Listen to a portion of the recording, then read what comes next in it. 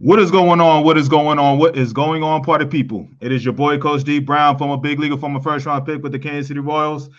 And man, listen, man, I've been trying to chase this dude down, man, for weeks now, right?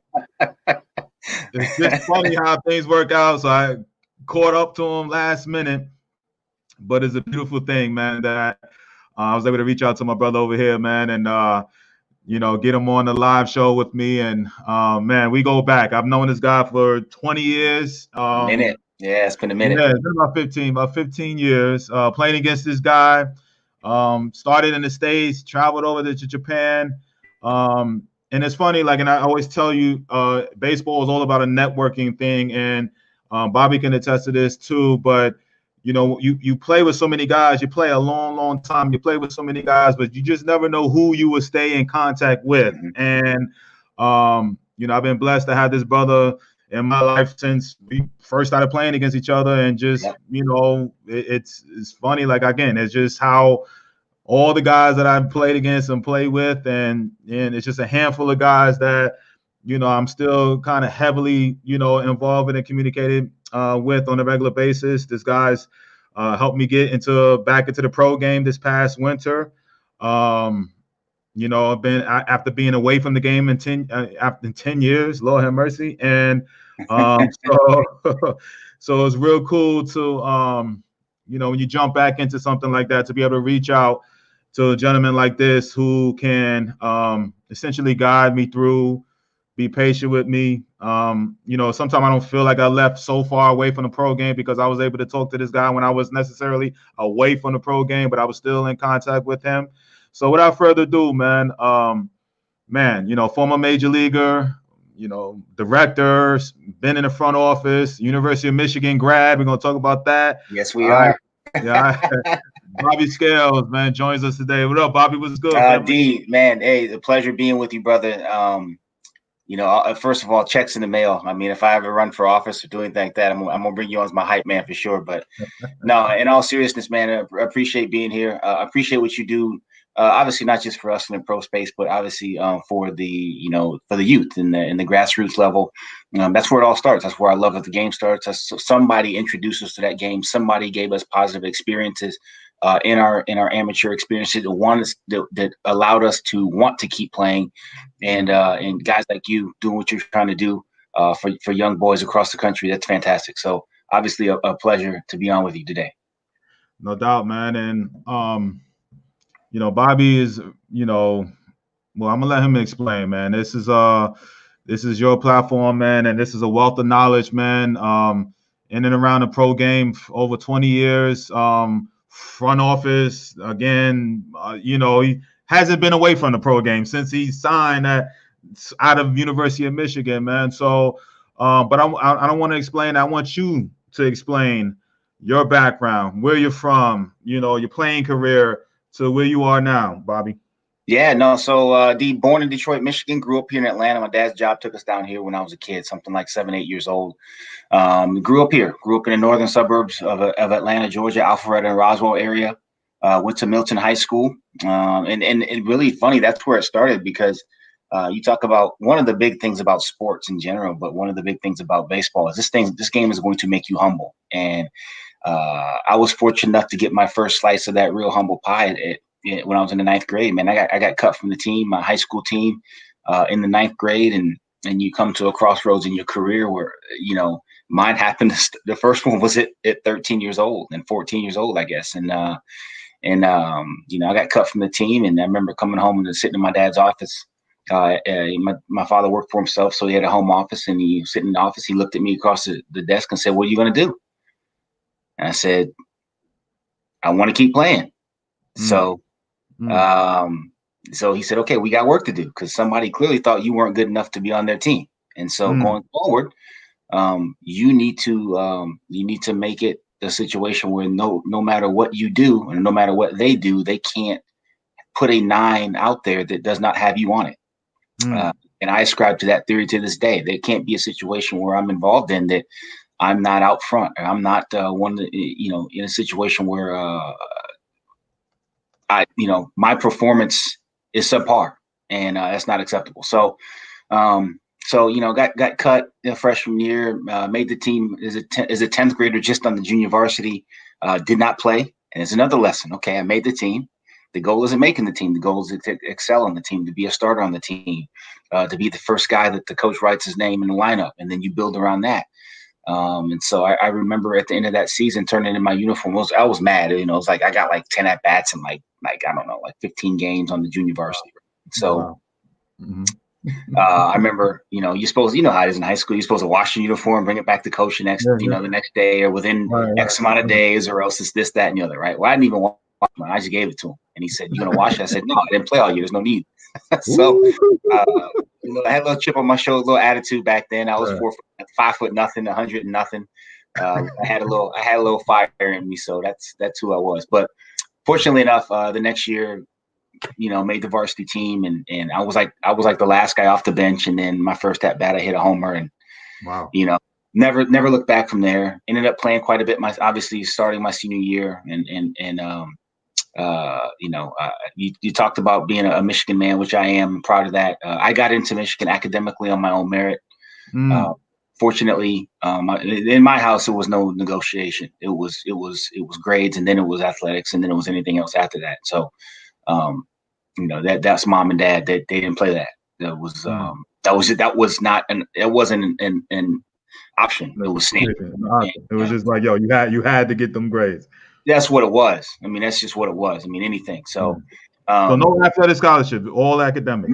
No, and actually, my parents paid a lot of the freight. I'm very fortunate. I'm an only child, and my parents, made good enough money to where that I had options to go anywhere to school within reason that they could afford. And since I was a little kid, you got to remember now I'm 43, so.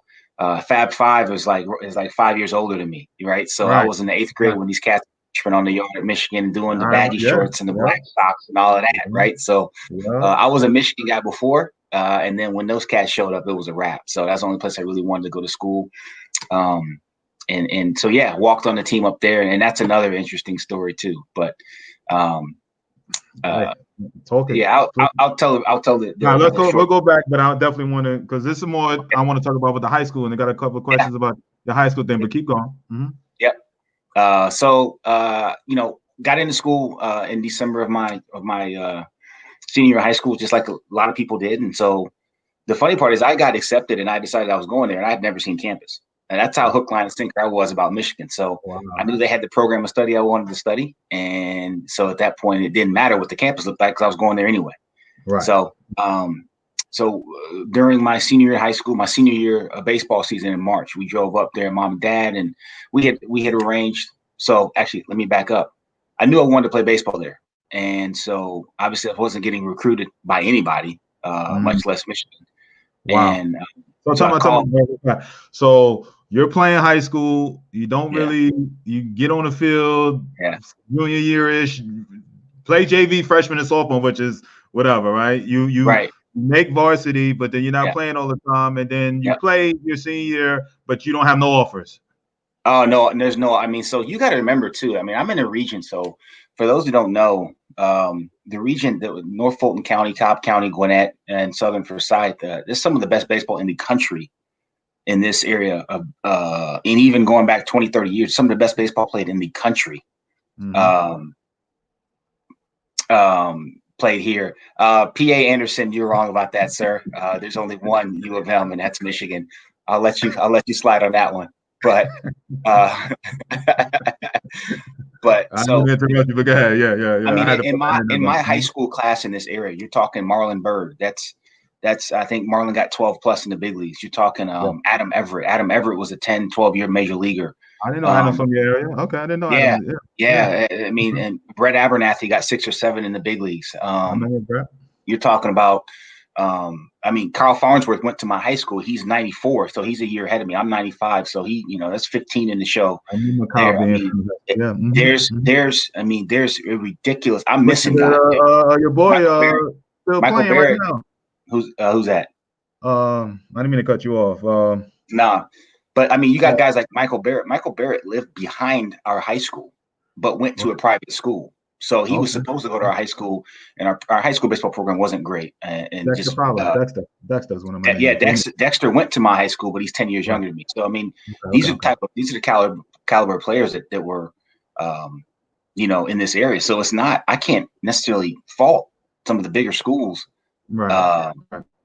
in my area for not coming after me, because it's some really good baseball players. So, so back, long story short, and my dad put a lot of this on me. He's like, son, you want to play, you got to call up there. So I mean, you got to understand too. This is 25 years ago. So this is like, I had to like go to the counselor's office in my high school and get the number from the athletic department and call the athletic department and track down the baseball coach's number. And then we were going to find the landline, right? So I'm calling up there. And I remember we got a hold of one of the coaches there, who was a recruiting coordinator at the time. And it was like, yeah, we get hundreds of calls like this all the time. So no. Okay. So we call back. We get lots of these calls all the time. So no. Blah, blah, blah. And finally, I got a gentleman named Ace Adams, who was, he wasn't the recruiting coordinator at the time, but he was the pitching coach. And I think there was a day where he was the only one in the office. He answered the phone, and he said, well, listen, we're not going to pay for you for a visit. So when you come up here, just come up and swing by the baseball office. So we go up there and visit the campus in March. And my mom and dad, we went by the baseball office, and the kid, we went down there, and Coach Adams happened to be there. So we went down there, sat in his office, and it was a situation where he was like, he told me to stand up, asked me a bunch of questions, asked my parents a bunch of questions. I was already in the school. He didn't have to worry about that. That was easy. And and he's asked me what I want. I said, the first thing I've come here to do is I'm going to graduate in 4 years. That's what I'm going to do. And then the second thing is I want an opportunity to have that Michigan across my chest. It's the only thing I want to have. And so he said, all right, well, tell me about yourself. I said, I'm a switch hitting middle infielder. Now, that was true. I was a middle infielder. The switch hitting part was a complete lie. Really? Yeah. Oh, yeah. Yeah. So I'm a right-handed person, and I hit right-handed my entire life until I went to a tryout for Team Georgia that was already picked, and I wasn't going to make that team anyway. But I went to a tryout for Team Georgia. And I ran a pretty good 60. I think I ran like a 6.65 or something like that, 60. And there was one scout there that worked for the Royals at the time, and I don't even remember this gentleman's name, but he was like, kid, you run pretty well. You ever thought about switch hitting? Give yourself a little bit of advantage. And I was like, no. He goes, try it this summer. I said, okay. That was that. So the funny part was I was a basketball guy, but I was like 5'9", right? So I was like 5'9", 5'10" at the time. But my dad was maniacal. Now you got to remember, I grew up. I was born in Detroit, so I'm a Piston bad boy fan. So Isaiah Thomas is my guy. Right. So Pops was Pops. He didn't know much about baseball, but he knew a lot about basketball and football. And he ran track in high school, so he was maniacal about me being able to handle the ball and shoot the ball left-handed. And so, without question, just how good and how effective my left hand was on the basketball court, I think played into me being able to pick up switch hitting when he did. So, finish your story. So, we get out of the office. So Coach Adams, he says, all right, kids, stand up. So, again, I'm senior year in high school. I'm 5'10", $160, $165. And he says, all right, stand up. He says, Mr. Scale, stand up. So, Pops at the time I don't know. I'm 18. I'm 17. So Pops is 47. So he was, he's 6 foot tall. He's probably 195 pounds at the time. He looks at my dad, looks me up and down, looks at my dad up and down, up and down, up and down. He goes, all right, sit down, kid. He goes, all right. He goes, he looks at my mom. He says, Mr. Scales, he a good kid? And she's like, yeah, he makes, good decisions, good grades and all that. He says, okay, here's the deal. He goes, you're on the team for the fall. If you do well in the fall, you'll stick for the spring. That was that. So no trying out, just looking at you. Just looking at you, no trying out, just looking at you. I had no trying out. I had sent him some press clippings. I did play football and basketball in high school. I sent him some press clips. This is a different universe now. These kids going on, you're getting all this tape, you're putting it on, you put it on your computer, you chop it up real quick, you put some music on, you send it out. That's not how this was. You had to wait. I'm getting press clippings out the paper. I'm getting, VHS tapes, dude. Like, we're sending these things, big, thick envelopes like this. And you walk into his office and there's a stack of them in the corner, and so, he I guess he probably saw the tape. Maybe he read the clippings, whatever. Maybe he got in contact with the area scout. I don't know, but that was hunch, man. That was straight gut feel, and took a flyer on a kid that might be kind of athletic, and that's what it was. So I talk to Ace probably once or twice a year. I always tell him, I thank you for taking a flyer on me. And he's like, oh, real heavy ball. It's funny. He went to Michigan back in his day, real heavy, thick East Coast Boston accent. Okay. But kid, that you did that, man. It's easy. Oh yeah, kid, that, it's just really one of those thick Boston accents. But I always tell him I appreciate it, because I'm not where I am today if he didn't take a flyer on a guy like myself. Now, Coach Hall, he wasn't there. Was he at Georgia Tech at that time? I'm gonna tell you a funny story about that, right? So I'm playing summer ball, right? And this is after all this happened. This is like late June, July. I'm getting ready to leave and go to school. Right. And so the summer team I'm playing on a college. So again, I can't even play. You got East Cobb, and you have a lot of options back now. You got to remember 25 years ago, if you was any kind of player, you're playing on East Cobb. I couldn't even make those teams. I mean, like, these cats were ridiculous. Couldn't make these teams. So I got on this team. It was kind of a hybrid high school team with some first year junior college players sprinkled in. So we actually played the East Cobb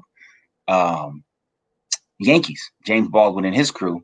Shout out to James Baldwin. Even though I didn't play for him, he's a good man. So shout out to him. Had a lot of good players across the years, man. But I played it. We're playing against that team. We're playing against Marlin. We're playing against Abernathy. We're playing against Michael Barrett. Actually, I think Michael had already signed. He was like a first round pick, so he had already signed. He was playing on that team. But I mean, we're playing against all these guys, right? And I have a pretty good day. It's at Tech. We're playing down at Georgia Tech, and I think I hit a homer. I think I made a couple plays at shortstop, whatever. Nice. And Coach Hall walked up to my dad. I think he happened to be in the building. He walked up to my dad, and then finally I got a little love. But at that point I was maize and blue, and that wasn't gonna happen. Now pops was like, wait a minute now, he wasn't talking. You get to stay in Atlanta, get to see you play and talking money a little bit. Yeah, it's gonna be a lot cheaper in state. So, but no, I'm grateful. I'm grateful. One to my parents that were in a position financially to do so, but also to Ace Adams. I'll never forget it.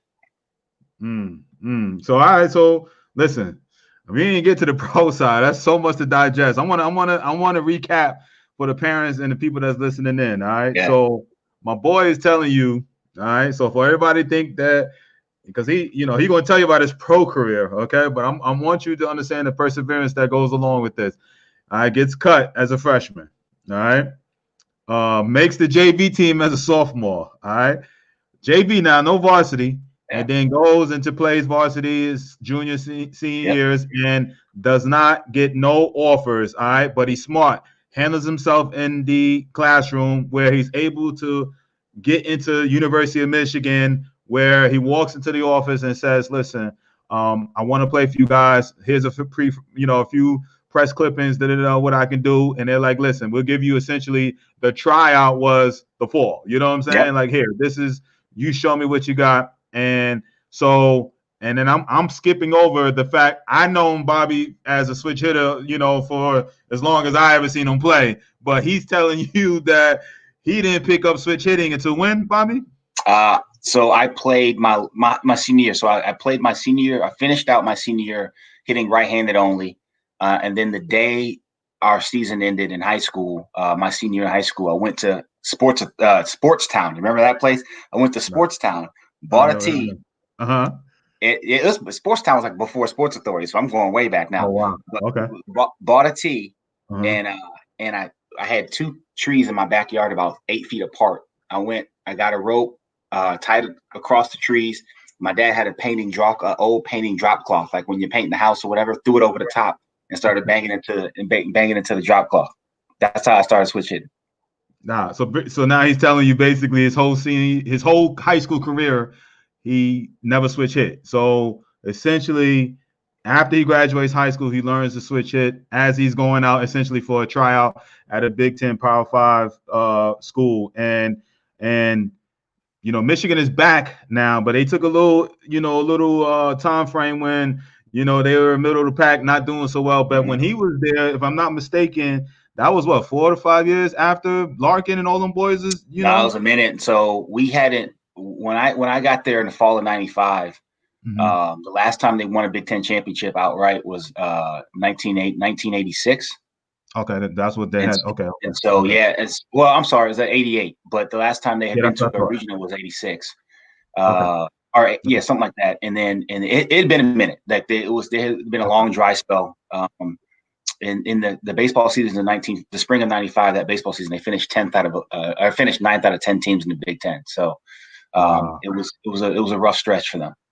All right. Well, listen. So I want you to start, because we didn't even get into the nuts and bolts of this thing, but I love you. Got to. Hey, it's great story. This is what you hear about guys. Well, I'm hearing a lot of this stuff for the first time myself about the switch anyway, and it's little things I knew. I know he walked on in Michigan, but I didn't know all these other things. So you go on to have a great career in Michigan. Let's talk about. I mean, because I don't even want to gloss over that, because you obviously make the team. Can you start from there? Yeah, we'll start from there. So we'll start the first day of in the fall. Obviously, there's a period where the coaches can't work with you or whatever. So the first day that they could, I remember I walk in. Coach Adams says, go get dressed. We're gonna go out, take some ground balls, right? So we go out there. I go to shortstop. So he takes his fungo, boom, starts hitting me. He hits me. Fungo at shortstop. I throw it across or throw it back into him. There's nobody catching it first or second base, so just throwing it back into him. And then JD Clouser, ex-teammate right there. That's my boy, ex-roommate too at one point. Yeah, that's good people. What's up, JD?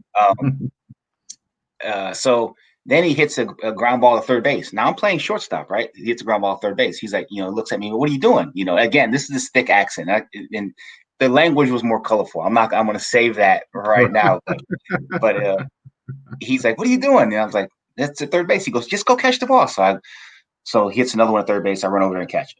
So then he hits the ball at second base. I run over and catch it. And he hits the ball a ground ball at shortstop in the hole. I go catch it. And then, long story short, he's running me literally all over the diamond. And so I get back, he says, all right, come in. He goes, nice job, kid, whatever. I go back in the clubhouse and I sit down and I'm roasted. I'm done. I got nothing left. I'm tired, whatever, sweating like crazy. Right. And so one of the older players, he was an older catcher, comes over. Mike Haskell comes over and he says, hey, what are you doing? He goes, I said, Coach Adams just killed me out there. He goes, Ace got you? I was like, yeah. He starts chuckling. And I'm like, what are you laughing at? He goes, he picks one guy every fall. And if you respond right, he loves you. Wow. He goes, and so that was kind of the litmus test. And the funny part is the next year my junior year, coach left, but the next year he did the same thing to another kid. And it was just like, he picks one guy a year and he does that to a guy that he really likes and wants to do. So, so freshman year, ended up making the travel squad, made every trip. End up playing in 37 games, started, I think, 17 of them. Nice. And so it mainly at DH. We had, what's that? As a freshman, huh? Yeah, as a freshman, walk-on freshman. Nobody knew it was coming, so it wasn't bad. So, nice. But we had we had a really good second baseman who was a good college player, and then we had a second rounder at shortstop. So I wasn't going to see the field that year except for DH, which is what happened. My second year ended up, we had a transfer shortstop come in who was a pretty good player, and then the second baseman from a year before, there was a junior, was a senior, and he was our captain. And good dude, good leader, all of that. And so I DH'd again. I started 56 games at DH, ended up being second team all Big Ten DH, and we won the Big Ten that year for the first time in 11 years. That was fun. Nice. Yeah, it was fun. So. Did you get pro love after your junior year or no? So I think I got some looks, but I think I made it very apparent my junior. We had a bunch of injuries. I played great, but I started at second base, hit 350 that year. But we had a bunch of injuries. We weren't we were good. We had a bunch of injuries that killed us, and we ended up not even making the Big Ten tournament. Back then, it was only 4 teams made it, and so if you didn't make the tournament, that was what it was. So. But we had a bad year. But then senior year was special for me, man. I was where I was going to be. I was on track to graduate. All that stuff was happening. I I get named captain in the fall, co-captain with another one of the guys. Mike Cervenak was the that year. Sturvey didn't say much. He let his bat do the talking, and I did all that. I was the mouthpiece, so I guess we were perfectly paired as captain there. Him not saying nothing. Wow. Well, go ahead. I'm right. Exactly. But ended up hitting 370 and was second team all conference, MVP of the Big Ten tournament, and we won the Big Ten tournament at Ohio State, which obviously is a big rivalry for us. Nice. That was good. That was a special year. Back-to-back Big Ten championships your last 2 years in college. The sophomore and senior year. So junior year we weren't very good. Oh, okay. Mm-hmm. Yeah. Wow. So it was fun. So now it's draft time though. So what? You walk on to Michigan. You play. You get some good amount of ABs, which is also a huge story as a freshman. It sounds like you're not really playing the field until your junior year, right? I wasn't. I didn't really get a chance to get to get out there defensively until I was a junior, and probably rightfully so. I had some work to do in the infield to get to a point where our coaches trusted me. But when I got there, they put me out there, so I can't I can't hate on them. We're trying to win games. It's not we got to put your job as a coach at any level is to put your players in the best possible situation for them to advance, and also you want to win some games too along the way. So that's the important part. So now it's draft time. Your senior year, and you won the Big Ten. So what's going on with the draft time, and then talk about that pro career, long you play and all that, because it's a great story leading up to that. But because I know you was battling, even in the pro side. I want to talk. I don't want to steal your thunder, but I was hearing about you. From Danielle and you don't know. I was like, no, I never. She was like, why you haven't ran into him? I was like, I don't. And it wasn't until the tail end of I guess both our careers that we started playing against each other. But you was battling for years before I even met you, man. So no, it was real, man. It was real. So the draft, my senior year in college, it was. I had a good idea I was going to get a look. I thought it was going to be with the Reds or the Cubs because I did the most stuff with them. I went through a lot of their profile testing and all that other stuff. But I heard from almost all the teams. And I really thought Toronto was in on me too. And maybe they were. Maybe I ended up going to the Padres in the 14th round. And it's a funny story about that is, again, very different world 25 years ago. You're getting the letters in the mail. You're getting the cards in the mail. You got to send them back. All this other stuff. Now it's text me your info or shoot me or here's the link. Fill out this information online. So the funny part was the night before the draft. So my two best friends, that two roommates, they were twins and they ran track. So I lived with those guys my senior year, and the scout that signed me called the house, and he called the house and was like, "Hey, this is so and so from San Diego Padres. Would you like, if we draft you tomorrow, would you sign?" And my roommate answered the phone. He's like, wait, hold on, let me get that," because he was like, because these phone calls had been coming, and so they didn't want to screw nothing up. And if you knew these brothers, it would make more sense. Like what? He didn't want to, just kind of panicked on them. Right. So I picked up the phone and said, they asked me the same question. Hey, if so-and-so San Diego Padres, if we drafted you, would you sign? Yeah. Okay. Click. That was it. And the next day, I wasn't concerned about not getting drafted because I had interviews set up. I was going to do stuff. I was going to get a job like everybody else was going to get. So, I went and played golf the day of the draft. I went. One of our teammates, Bill LaRosa, his dad was a member over at Rochester Country Club in suburban Detroit. So myself, Brian Bush, and Michael Seastead, all my teammates, we went and played golf together. And it was funny because Bush got drafted. He's our center fielder. He was unbelievable. Back surgeries robbed him of, I thought, could have been a major league career because he's nothing on a baseball field he couldn't do. So right before, on the 8th hole, he got drafted in the 6th by the Phillies. And then on 17, I got drafted in the 14th by San Diego. And then we're sitting in the clubhouse eating lunch eating dinner afterwards. It's like 6 o'clock. and Mike Seastick gets drafted like the 22nd by the Orioles. So it was pretty cool that day. Now, did he make it? I heard that name sounds he got familiar. The AAA. Mike could really catch. He could really catch and receive. And he got the AAA with the Orioles, but it didn't work out for him. And he's doing big things in South Florida now. So, but yeah, that was a good day to spend that with 3 guys you came in with as freshmen, and then for all of us as seniors to go have fun, play golf, and share that with another one of our teammates. And all 3 of us got drafted on that day. It was pretty cool. No, that's what's up, man. So now you drafted 14th round, which is amazing story, parents. All right. Again, just for, and I'm so, the only thing is he didn't go to junior college, which is usually the normal talk that most of my guests come on. But again, walk on at Michigan, got cut as a freshman in high school. Okay.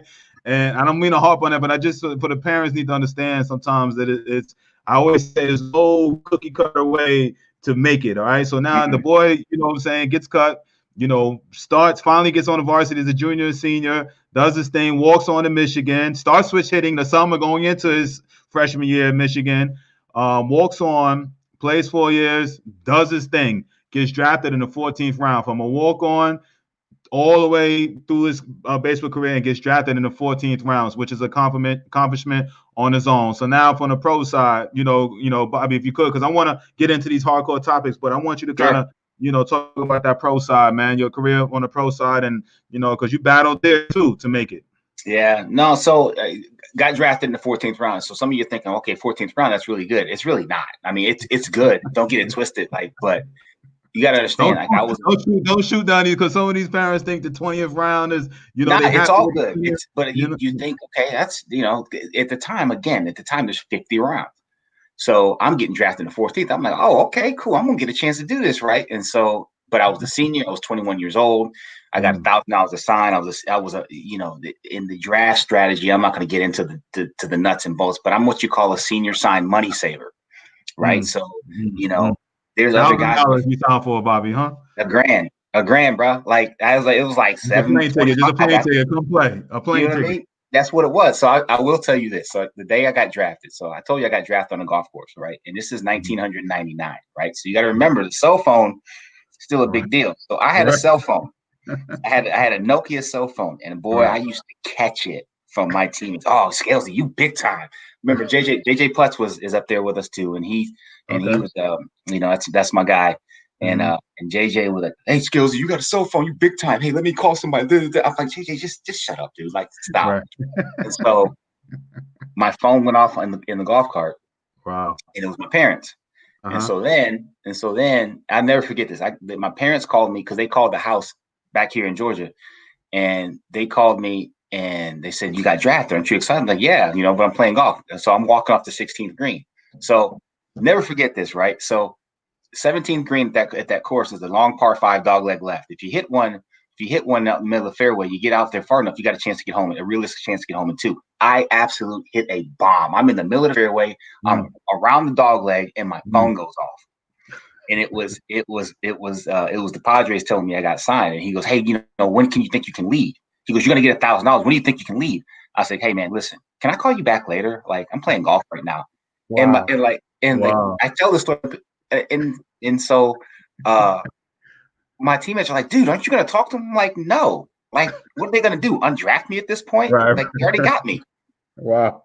And so end up going through the rest of the day, end up calling the guy back. And so my dad jumped on the phone with me late that night. We call the Padres back, call the scout back. So Pops is like, "We want $10,000. And the guy's like, "No." Hardcore negotiation, right? We're negotiating now, right? You know what I'm saying? Right. Yeah. And so he's like, "Okay, we'll do it for $7,500. And the guy's like, "No." Wow. So ends up, he wants me to leave the next day. Now I'm in Michigan. I got to close down my apartment. I got to drive home, whatever. And so finally this is like a couple days later, I get back to Georgia, and he's like, "Look, I got $1,000. You want to play? You don't want to play?" I go, "Of course I want to play. Let's go." Wow. I mean, like I said, they weren't going to undraft me, and I wasn't going to not sign. Whatever. It was what it was. That's even a better story. So, but you signed for a senior grant for $1,000. So, how long? Now I know you was grinding. So yeah, so we were grinding. So there was so short season in 99. I went to Fort Wayne, which is low A, in 2000. So when you're that guy, when you're not a high pick or when you're a senior sign, you got to understand initially your job is to help the prospects they really like get better. I was a mature dude. I had played. I had some sense. I wasn't going to do anything foolish, right? And so they use that. But at the same time, it's weird because you have to use it to your advantage too. They want you to be on these teams because of the influence you have. But at the same time, you can't lose sight of the fact that, I like mentoring is good, but I'm here to get mine. Like, exactly. So you have to have a level of maturity and perseverance, because every year what would happen, I would come out of spring training, I make the team, come out of spring training, and I would sit, and I would sit, and I would sit, and I would sit. And on Sunday, some nasty dude throwing 100, that's the guy I got. Right. Now, you got to figure out a way to be successful, because the reality of the situation is if you don't get 2 hits, or you don't play well, or you don't affect the game in some kind of way, even if it's 0 for 2 with a couple walks and stolen base, you got to find a way to affect the game. So you can be mad that I can't get in the rhythm because I'm not playing every day. Nobody cares. Figure it out. And that's what it was, man. Like, and I used to relish that opportunity. I used to relish that because it was like, this is a challenge. This is a challenge. This is a challenge. They think you can't be successful. So what ends up happening, as it happens every year, somebody gets hurt, prospect fails, guy can't get it. You find a way to play. My first, I played middle infield my whole life. My first opportunity in Fort Wayne was in left field, because we had 2 guys get collide on the same play, and one broke his leg, one tore his ACL. So my opportunity was out there. So parents, my son plays shortstop. Well, if you want your son to play, let him play everywhere. It'll be okay. Because if you can play, he'll find a spot for you. And that's what happened to me. So that was I never really played every single day. Like, woke up in the morning knowing I was going to play, until my 6th year in baseball, 2005, I was in AAA with San Diego. When I woke up walking to the park in Portland, Oregon, knowing I was probably going to play that night. Damn, man. That's and for the parents listening in, that's the toughest thing to do. Like, and he took it as a challenge. That's it's beautiful to hear different guys' mindsets and understanding of why they end up making it to where they did, and how he's successful now. Right? Because somebody like myself, I would have been that guy like, yo, I can't get in a rhythm. How, what I'm saying? Like, how am I getting 2-3 ABs a week?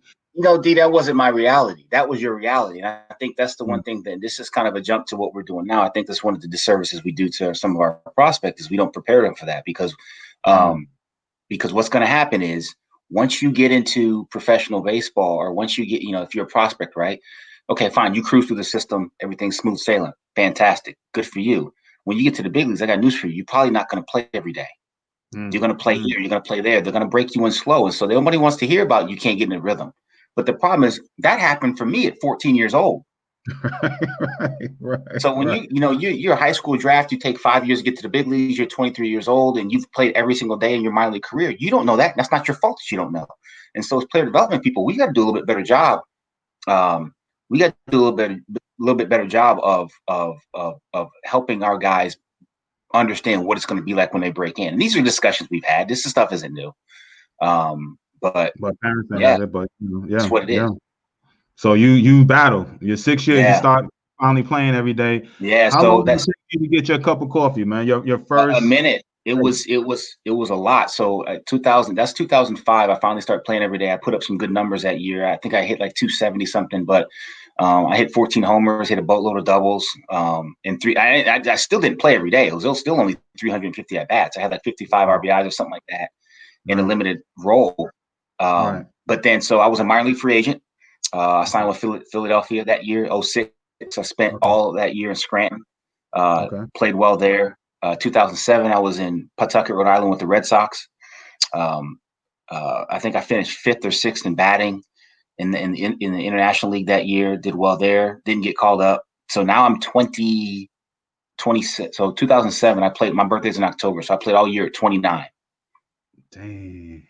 So yeah, right. So then this is, I think, where we finally caught up. Like we were people who knew each other, knew of each other. This, I think, this is when we finally caught up. Was like 8. I was in Iowa in the PCL. Yeah. Yeah. Yeah. And so Yeah. you was in Omaha or whatever, Right. we ended Bonnie up, Mac- You was bomb. yeah, You was balling that year. You was I doing. was trying to, That man. was your So first, that year, that was the year you got up, right? Because that no, was. that's the next year. So in eight, Man. so the crazy part is in eight, I'm 30 years Mhm. old. I'm with the Cubs. Wow. I had a decent spring training, didn't make the team, whatever. So I go to Iowa. I end up hitting 320. Um, Right. You was bombing. I know. 320, 15 homers, 415 RBI, on base. I think I OPS something in the mid 800s or something like that. Played 6 positions on the field, and Mm. then didn't get didn't get called up. Like I was hurt. That one I was sick about. I was sick about that. I was like, I can't play any better. Right. Right. So, Right. I think, and that's one of those situations where, okay, I remember telling myself when I was a young player, like, I mean, really young, like my first year. Well, here's the deal. If I'm not an everyday player, like if I'm not an everyday player by the time I'm 28, and here's was my math, right? So I got drafted 21, 22, 22 was low A, 23 was high A. And I remember saying this, if I repeat a level, I quit. I'm quitting. I'm going to do something Mm. else. Smart. Well, Mm. that's just, that's ridiculous. So 2002, I played in double A and played well, but this is where the bottleneck starts, Mm. right? Double A, Mm. right? Because you got 2A ball teams feeding into the double A level. So 2002, I played fine and ended up going back to double A in 03. And Mm. then 2004, at the end of 03, I get moved to triple A. In 04, I had a tough year in 04 and then didn't play a lot, whatever. And then 05, I have a good year. So I kept saying to myself, well, so now the repeating level thing, like that goes out the window. Right. So now it's okay. Now you have to understand, how do you redefine success? What does success look like? Mm. And Mm. one of the things I remember in 2005, flying home from Portland, Oregon to Atlanta. That's almost a 5.5, 6 hour flight, right? Mm-hmm. Mm-hmm. And I remember saying, if I ever get to a point where I don't think I'm getting better, I'm going to quit Mm. because I have to do Mm. something to kickstart the rest of my life. That's right. So that was my litmus test. No matter where I was playing, I remember driving home from Scranton the year I played there. Did I get better? Yeah. So I got to keep going. I Mm. remember driving home from Pawtucket, Rhode Island. Now, Pawtucket, I'll say this. I said 8 hurt, 7 hurt too, because I played really well that year too. And Mm. I remember driving home from Pawtucket. I remember getting to Blacksburg, Virginia, and stopping that night and saying, I cannot believe I'm driving home right now. I should be in the big leagues. Mm. Mm. Mm. So then, Mm. and then you do it again, and 8, not 8, I was sick in 8. I was sick. I was like, there's no way. It's like, I can't play any better than I played. Mm. And so then I actually re-signed because of the opportunity and because of the way their farm system looked. I re-signed in 9 and I went to spring training. I had a really good camp. And I remember Jim Hendry brought me in the office and Lou Pinello was the skipper. He said, Scalesy, you did a great job, kid. Um, you know, if if we need a guy and you're swinging, now you got to play. But if we need a guy, we're going to go to you. And so fortunately in 9, I got my opportunity. And even that was a circus when I actually got my opportunity. I got pump faked once. On the call up, but Boy. you don't know that story. Okay, so I'll tell the story. So 2009, it's May 1st. I never forget this. It's May 1st, 2009. All right. We're in Memphis, and if Okay. you've been to Memphis, I know there's a place called the Flying Fish downtown. Great seafood, all kinds of just true Southern food. So we had a day off. I'm walking in there. My cell phone rings. This Skip called me. He says, "Hey, listen, man, come back to the hotel when you get a chance. I got something I got to run past you." All right, cool. Because now we had a very young AAA team full of prospects. It was prospects and a couple of veteran guys like myself, right? Okay. Okay. And I thought maybe we're not playing very well at all. And I thought he was just trying to hey, you're in the clubhouse, you're an older guy. What do you got? Like, how can we stimulate this team to get them to play? But whatever. I really thought that's what I was going to get. Okay. So when I got there, he was sitting, just at, on the foot of his bed in his room. And he says, listen, Aramis Ramirez, came out of the game with a tight calf last night in Arizona. They got off day today. They flew back to Chicago. We're going to send you up. If Rami can go within the next couple of days, then, they're going to send you back to Iowa. But if he can't, you're going to be there and you're going to be hot. And I said, okay. He says, now listen, you can't tell anybody, this just wait, these things happen. And I had seen it happen before. And I had a teammate in 06 that went up. Mm-hmm. Same scenario. He went up, was supposed to pitch the back end of a doubleheader. They get the first one in. It starts to rain sideways right before the start of the second one. Dig this. This guy's 33 years old, hadn't been to the big leagues. Did he ever get rain sideways. They got an off day behind it. Now they're back on schedule. They don't need him to send him back down. He never gets called up. No way. So I'm like, okay. So I'm like, all right, cool. This is easy. I'm not letting my mind go here. Here I am. I'm 31 years old. I'm getting never been working hard, man, and never been up yet. So get on the plane the next day, fly to Chicago, take my stuff from the clubhouse, go upstairs and knock on the door, talk to Skip. Hey, Skip, I'm here. Whatever you guys need.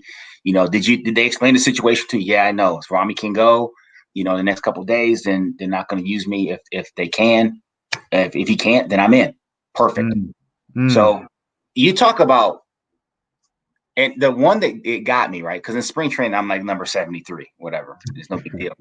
And I don't know, I don't know where you've been, but with the Cubs, they always said, "Hey, listen, when you get called up, and not if, but it went to everybody in the clubhouse, which I thought was really cool. All the non-roster guys, when you get called up, what number do you want?" Oh, that's cool. Yeah. Right. Yeah, I'm like, man, 73 works as long as it's during the regular season in the show. I don't care. Right. So I literally didn't care. I told him I don't care. You just give me a jersey. Cool. Wow. So I get there, and this is the part where it got to me. I look to the right, and the old Wrigley Field clubhouse is very different now, but the old Wrigley clubhouse is very narrow. It's old school, whatever. And I look to the right, and I see my locker. It's got the placard up there. It's got Scales 24, and my number and my jerseys like face out Scales 24. Wow. So I was like, okay. I was like, don't look at it. Don't look at it.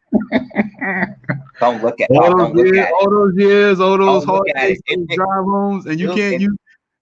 Dude, it freaked me out, man. So then, okay. So I'm sitting there, and Rami's sitting there across the way, and he's on his computer, and I'm like, okay.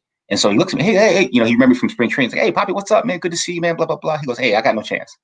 So I'm like, man, don't do that, man. Like, don't, I'm like, okay, don't do that. So I'm looking at my jersey. The dude I'm supposed to be coming up for is telling me he can't go. Right. So he goes in the training room, gets treatment, all of this, Jim Hendry goes up to Skip's office. He walks back to the training room, walks back. Hendry and the trainer walk up to the thing. And so anyway, long story short, it's like 4:15. Stretches at 4:25, and I don't know if I'm hot yet. Wow.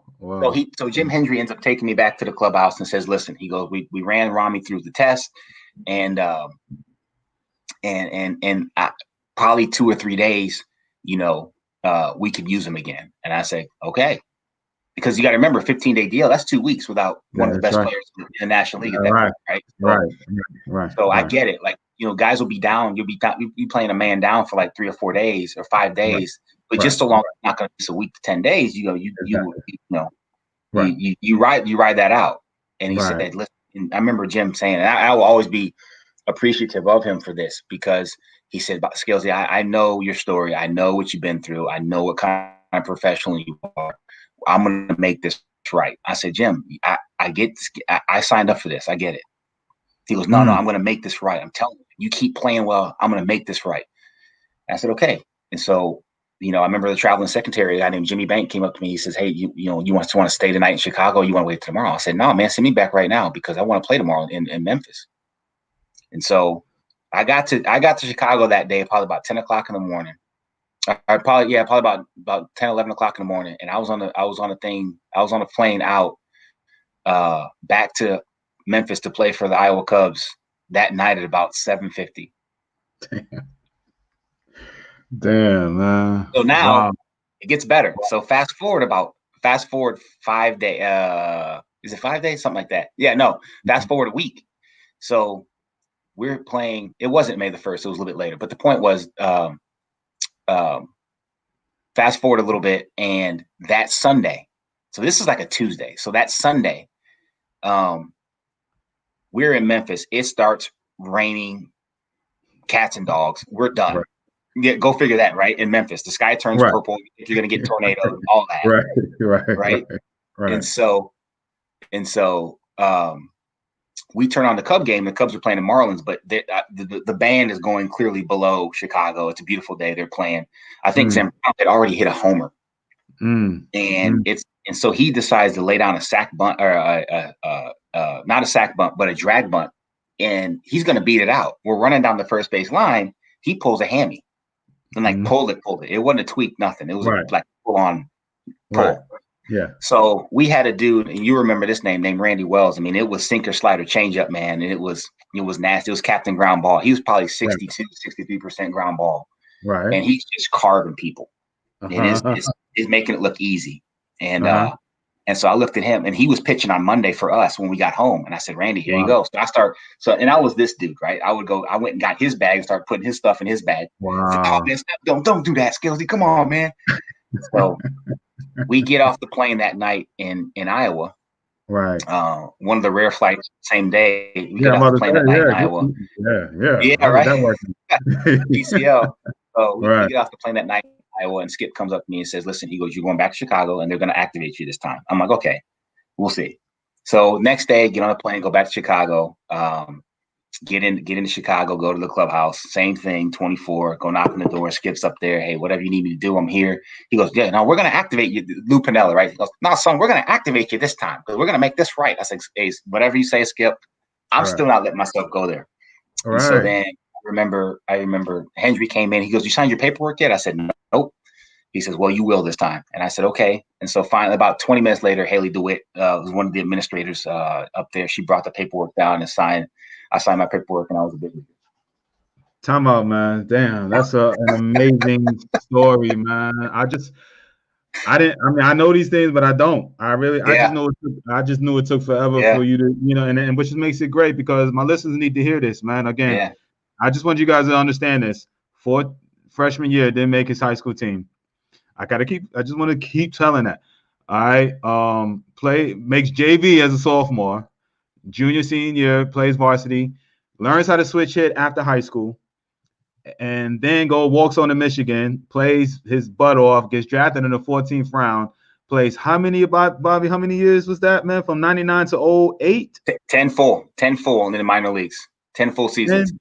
10 full years, all right? It takes my man, many of guys we know, but I ain't gonna say I know we would have walked away from the game and said, my opportunity's gone, man, F this, they can't, I'm having good years and not bringing me up, because it's hard, especially when you get up there and you seeing guys that you're putting up better numbers than, you're balling out of there, and all you want is a taste. And I guarantee my boy Bobby ain't, making a whole lot down there in that minor league, you know what I'm saying? Whatever. It's time to make a little bit for when he came a minor league free agent. You touched on it, man. It was one of those things where you look, and also, a lot of what we do, we both work for the same team right now. A lot of, you talk about a mental mindset of great people, right?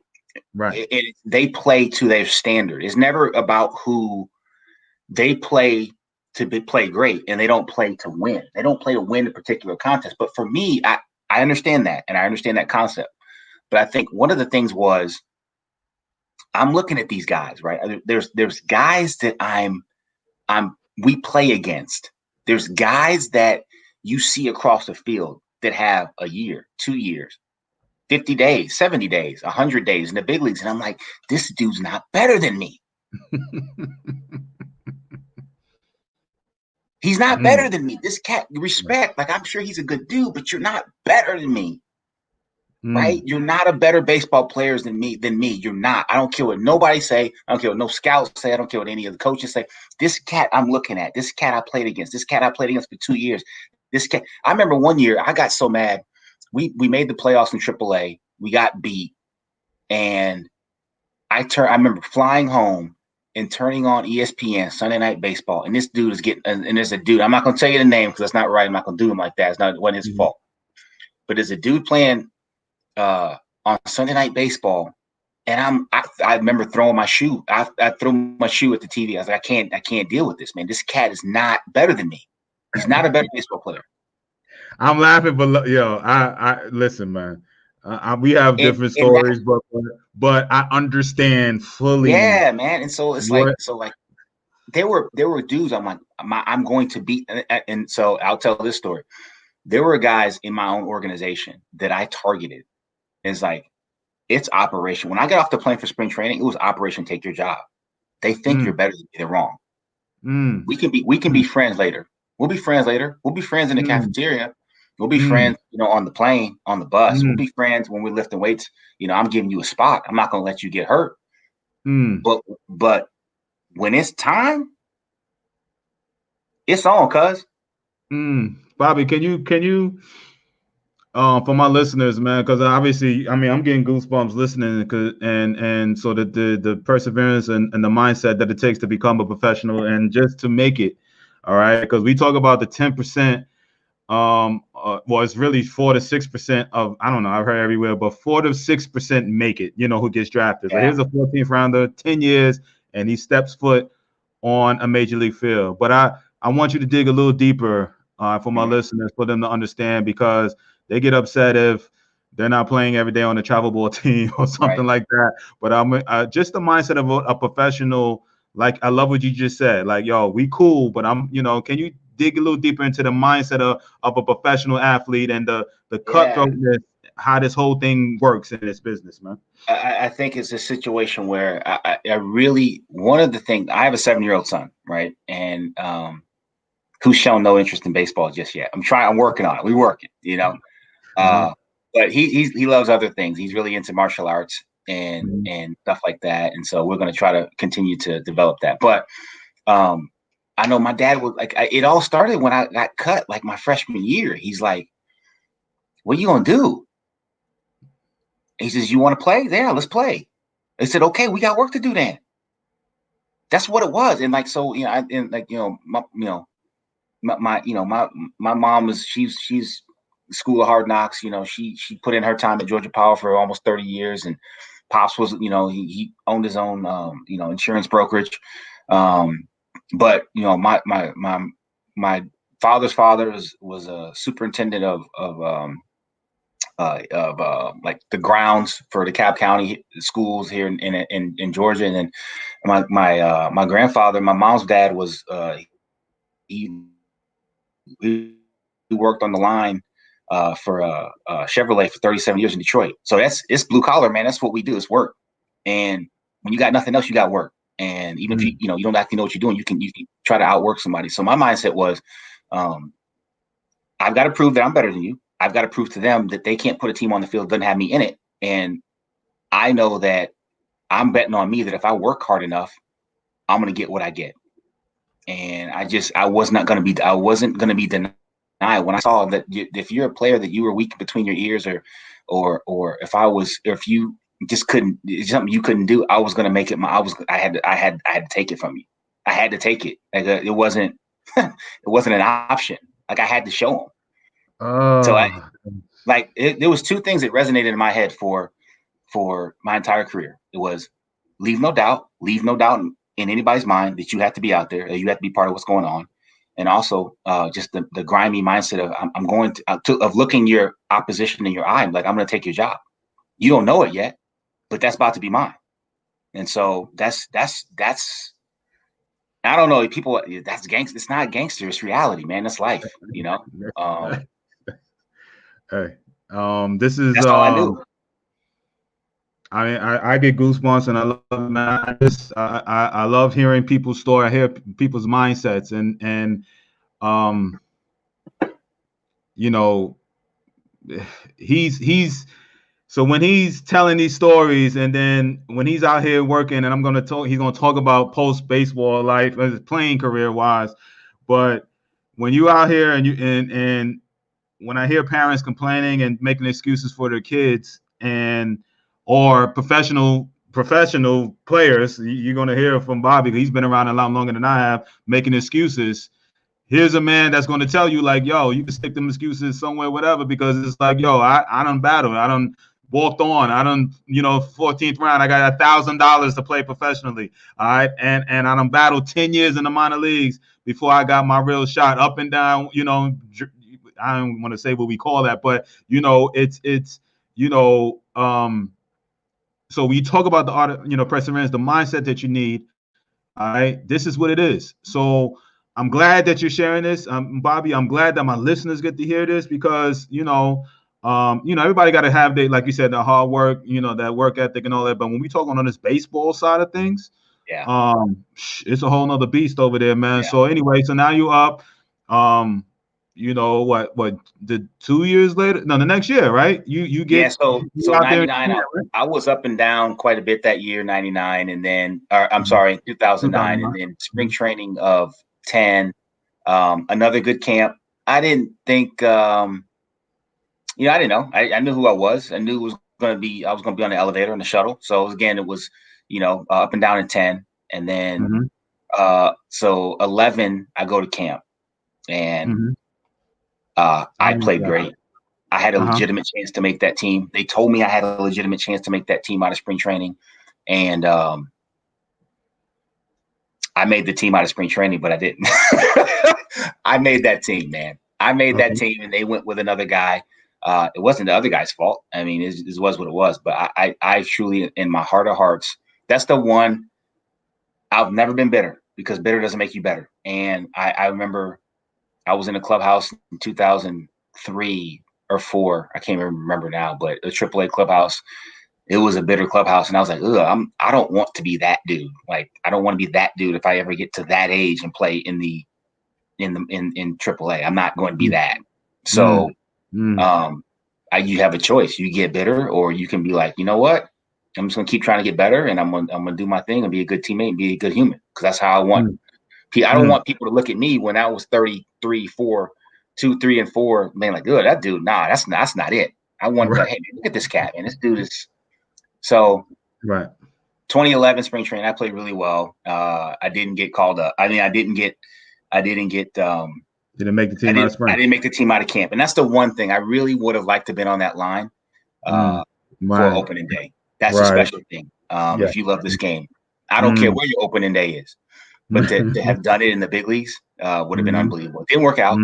I was playing good in AAA, and then they called up some kid out of AA, and I was hot, man. I was like, they called up some guy. Some guy's name was DJ LeMahieu. He turned out to be a pretty good player, so I guess they were right to skip over me and go to AA and get him. So I heard mad at that. But nonetheless, in the moment, I'm like, man, this is some trash. So we ended up going on a road trip to Omaha, and this is the Omaha team of Jeremy Jeffries. I think I can't remember which one got there first. I don't know if it was Moustakis or Hosmer got there first. They didn't come together from AA. Okay. But I mean, Jeffries was on this team. They had Lo Kane was playing center field. Duffy was starting for them at that point. I think Hochaver had just gone up. Like, this team was stacked. I mean, and Jersley was the manager. He managed in Omaha for 109 years, seems like. Yeah. But that was a talented, young, good AAA team, which ended up being a lot of was it Mustafa? Okay, JD would know. Moustakis was already there. But anyway, it was a good team, and I had a field day against them in a 4-game series. I think I was like 6 for 17 with like 3 homers and 3 doubles. I had like something like 12 RBIs. I hit a grand slam off Jeffries. It was a good 4-game stretch for me. And on the way back, driving back, my phone rang and it was my agent and said, "There might be an opportunity in Japan for you." And so that's when the Japan Odyssey started. I didn't know that. I thought you were there from the beginning. No, that's how it happened because you got to remember I'm primarily a middle infielder and I play some corner, some left field and center field. They got plenty of guys that do that over there. But what ended up happening was they were looking at Clint Robinson and Brian LaHare. Big lefty, Brian LaHare. Yeah, I'm a big lefty. Yeah, right. So these guys could really bang, hit homers, and so what I didn't know at the time is that their second baseman over in Japan he was a face of the franchise and a big time player over there. He slid into second base, funny, stealing a bag and broke his leg, and so they needed a second baseman. And so, if I'm not mistaken, you were there when you was there, right? You played with Yu Darvish out there, right? Yeah, you was on. That was the team I went to. I went to the Hokkaido Nippon Ham Fighters. So. You played with you. I remember. The funny part is, you remember that first day I saw you walking in the Seibu Dome. That was my first day there. I did not. I promise you, I did not know that, man. I think you probably told me, but I didn't remember. I thought you were Yeah, there the man. whole. It was like, yo, what's up? You So know what I'm saying? Yeah. But yeah, we facing Darvish and stuff. So anyway, so all right. So how many did you 1 2 years? How long did you play out there in Japan? two. So I finished. So that was the year of the big earthquake over there, if Right. you recall correctly. Right. Yeah. So you guys stopped the season for like almost 6 weeks. So Yeah. when I Yeah. got over there in July, I got there July 2nd, So you missed it. and like 100 and something games left. Wow. I was not there for the earthquake. I heard about it and saw the Yeah. Yeah. aftermath. But Yeah. Yeah. Yeah. and so that and at the end of that year, the star player came back. Tanaka came back, and he ended up playing second base in the playoffs, and I went to DH. Mm. And so they offered me. They said, "Listen, we don't have an opportunity for you next year." And this was great. I'm glad they did it. I'm glad they didn't sign me to some contract and tell me I was going to do this and do that and pull the rug out from up under me. When Right. I got over there, they were great. Yeah. They were upfront. Listen, we like you, but we're not going to have an opportunity for you. I was like, perfect. Mm. So I ended up going back to the States, spring training again with the Cubs. Okay. That opportunity was not going to be good for me. So I ended up asking for my release. I got it. And then the next day I signed with the Mets, went to Buffalo in 12, started the Okay. first 6 weeks in Buffalo in 12 and was Right. leading the league in hitting and on base percentage. And then Oryx called me and I went back to Japan. And that was 2012 was my last year. That was it. Wow. So man, great career, man. And how many years was that, Bobby? Professionally? 14.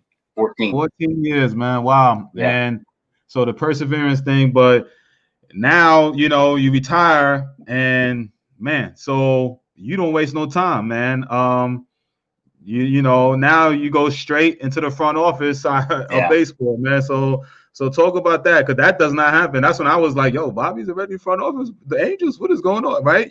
So Yeah. No. uh, So it was yeah. that happened. It was that story. I knew I wanted to stay in. I felt like the impact I wanted to have was going to be from upstairs in the front office. Hmm.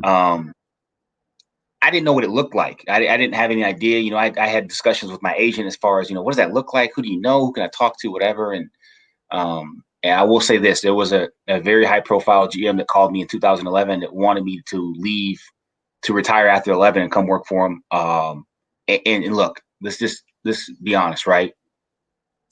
I was making good money in Japan and my body still felt good. And I expressed to him, I said, listen, you know how much money I've made over my career? Not a lot. I've got a lot of sweat equity in this thing. I've got to cash in on this thing while I still feel good. I've got another year, 2 years left in me, and I'm having a good year. I'll probably get an opportunity to come back here. And he says, you know what? That's why I like you, because that's a sound decision. He goes, I wouldn't even feel right taking you off the field right now for that. And plus there's a piece of it too. Guys have to understand, when you're done playing, you need to be done playing. You can't want to, hey man, listen, hey, can you bring me in as a player? And then like, if it doesn't work out, like, I'll just transition and I'll coach. Nah, that's not, you ain't ready yet. Right. So you fast forward to the middle of 2012. I'm back there. I'm with Oryx. I'm living in Osaka. It was an off day. And I just remember saying, like, you know what? This is it. I'm good. This is it. We're gonna finish it out, get this money, and get out of Dodge. And I'm 14 years deep. I got hit in the face once over here. Had surgery in college. I got hit in the face once here. Non-displaced fracture. Fortunately, I feel good. My joints feel good. I haven't had any surgeries. I pulled an oblique in 06. I sprained an ankle in 8. 14 seasons. That's it. That's good, man. Besides the face, but that's bro, yeah, that's really good, man. Blessed. Like, who am I kidding? Like, blessed, right? So I one of my teammates got drafted, and he had 3 back surgeries before age 26. Like, I'm beyond blessed, right? That my body held up, and I did things to help, but I wasn't. That's unheard of, right? To have nothing. Nothing. Yeah, that is crazy. Yeah. So I'm like, I'm walking away from this game and I feel good. Yeah, let's do this. And I'm ready. And so I started to, I called my agent and I said, listen, make sure that as we get closer towards the end of the season, that you make it known that I want to get out. I want to stay in. I want to do so in a front office capacity. So you knew then that you wanted to do front office more so than on the field. Why? What which obviously is dope, but that's for my listeners, that's very unheard of for many guys where he ended up and then going and being and let's just keep on and to be an African American to do so. Yeah. And so this wasn't a new revelation for me, because I remember, I finally start playing in high school, my junior year. I'm like playing, like people are noticing, okay, this is cool, right? Right. And so I remember, you got this little school newspaper and whatever. And so they did a little article on me and they said, what do you want to do? I said, I'm going to be GM of the Detroit Pistons. So I'm 15 years old. I'm 16 years old. I knew this is what I wanted to do. I wanted to. And when I went to Michigan, I talked about earlier about the program I studied. Like, they did then, and they still do now, have a top 2 or 3 sports management program in the country. And so I'm fortunate enough, and one of the good things, you talk about paying it forward. One of the beautiful things about where I am now is I actually sit on the advisory board that advises the board on curriculum and what's happening in the sports management marketplace too, whether it be on the business side or whether it be on the operations side too. So that's something I'm very proud of, being able to help my school advance, that area academically and make sure we stay relevant in that space. But when I went to school, I did sports management. There was a time where I thought I was going to go to law school and try to be an agent and just go to law school and have that tool in my bag. Obviously, things were different, which is fine. But that was something that I had my eyes on for a long time. So that's not really, for me, for those who knew me really well at the time, it wasn't a surprise that I wanted to go that route. All right. We have a little bit of questions coming in, Bobby. We answer and then we kind of get going. Shoot. Let me answer this question, and then you can, and I'll be as honest as you can be. I saw this one and I didn't answer it, but I guess even who plays harder, a first rounder like UD or someone like Bobby every day who may get cut. All right. And I say this, and I've said this many of times, that he basically piggyback off of that. All right. When you are a high round pick like myself, all right.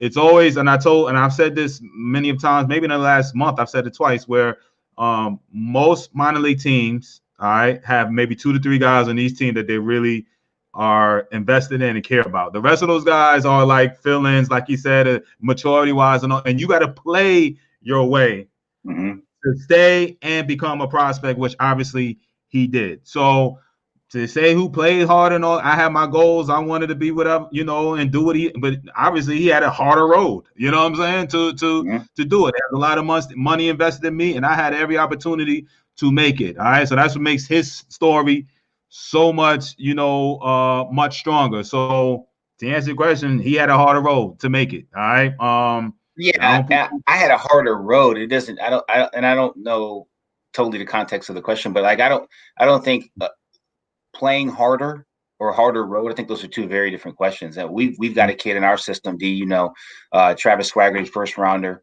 got a boatload of money to sign. We have to slow this kid down. I mean, this kid is a force of nature. Like, Swags, chill out. It's gonna be cool. Like, just you don't have to knock the wall down every time you hit it. You don't have to just be easy. So he plays plenty hard. We just got to let him, just teach him how to, instead of playing at 12, can we give him to play at 7.5 or 8? And then that's when you'll see the real tools come out. So my road, there's no question. My road was harder. And that's look, I would have loved to have the first or second round road. Don't get it twisted. But it was what it was. So you can be mad about it, or you can go do something about it. And listen, and he told you what he did with the mentality, man. So anyway, what's one of the things about the game mentally or fundamentally every young player should know about the game? My biggest thing, my goal every time I talk to parents, I talk to players, my goal as a player development professional is to assist you in making you the most complete ball player you possibly can be with the skill set God gave you. So I think that being the most well-rounded player, doing everything as well as you possibly can, exposing yourself to a lot of different things on the field, not just off in terms of different sports, but I'm talking about on the field, play different positions. Switch hitting isn't for everybody, but try it if you want to. Be able to bunt, be able to just play the game and do the things that are required and do the things that winning baseball players do. And that requires work in all aspects. You're never done. You're never fully developed. You're never done getting better. But be complete. Don't allow any area of your game to be neglected.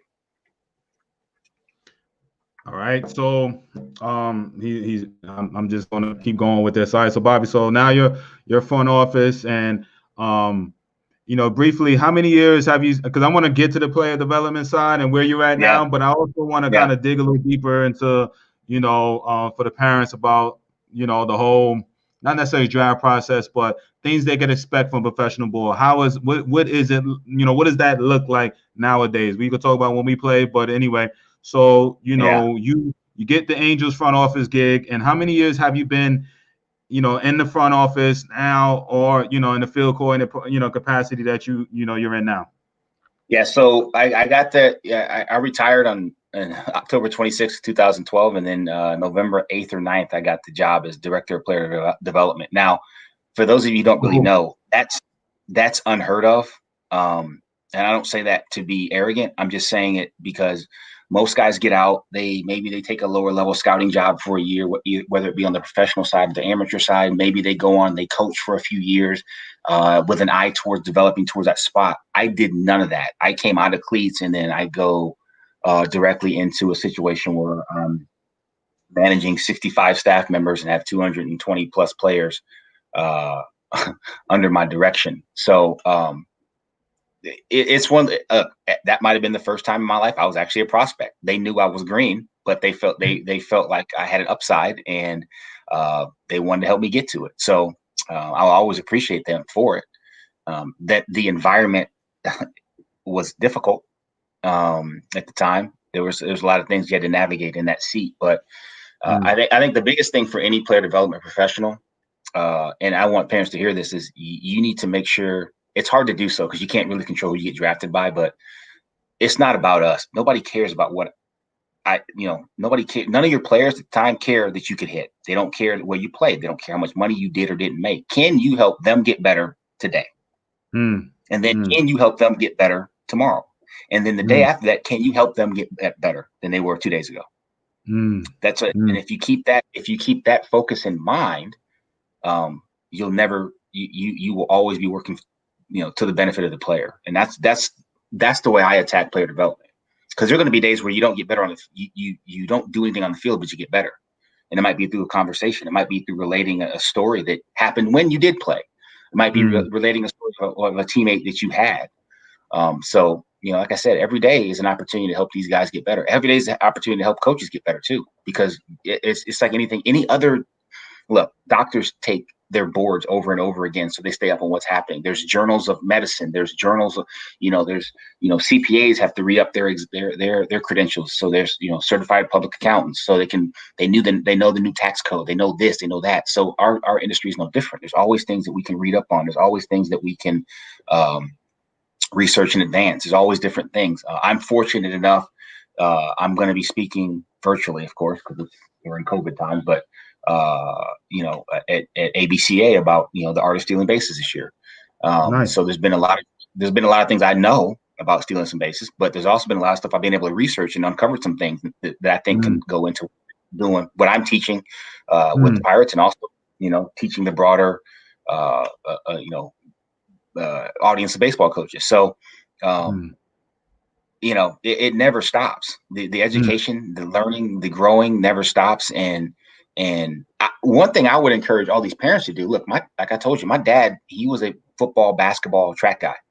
The sport he knew the least about was baseball. It's funny. I can go to their house right now and dig around in the boxes, and I can probably find the Steve Garvey hitting system from like 1985 that he went to Blockbuster, the video store, and we dubbed on 2 different VCRs. And like there's all kinds of instructional videos. He didn't know, so he went out and he read the books and he read the stuff and he watched the tapes and he did the best he could. This is kind of before everybody was getting paid boatloads of money to give lessons and stuff like that. And I'm not hating on that. I'm just saying, like, guys weren't doing that then. So my dad, he didn't know, so he tried to find out best he could and give it to me. So there's no magic formula to this thing, man. There really isn't.